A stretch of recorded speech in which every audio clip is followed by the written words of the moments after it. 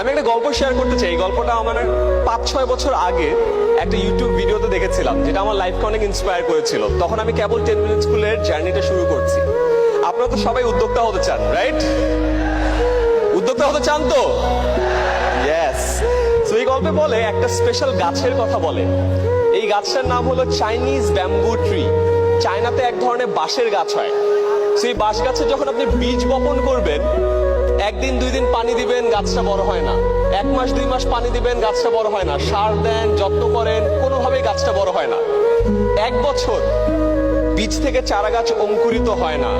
2 বছর, 3 বছর, 4 বছর পর ফাইনালি ওই বীজ থেকে অঙ্কুরিত হয়ে চারা গাছটা মাটির উপরে ওঠে।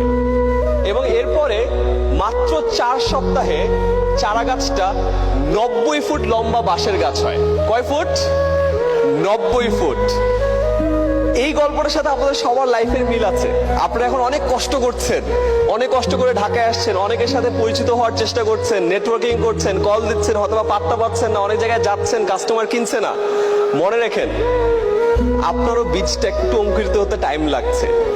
ওই যে 4 বছর একবার করে একবার যখন ওখান থেকে বের হবেন, 4 সপ্তাহে 90 ফুট এই স্টেডিয়াম পার হয়ে যাবেন।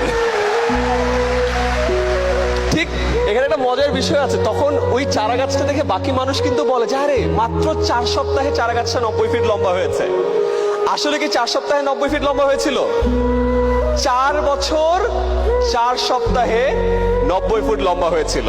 তো মনে রাখেন, আজকে যদি আপনাদের এফর্ট গুলো বা আপনাদের কাজগুলো কেউ ভ্যালু না করে, আপনি এখন ওইখানে আছেন, টাইম কিন্তু কাউন্ট হচ্ছে।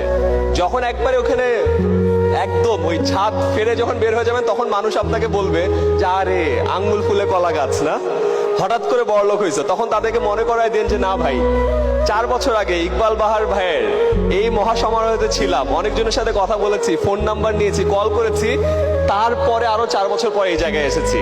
বুঝতে পেরেছি ব্যাপারটা? Very good.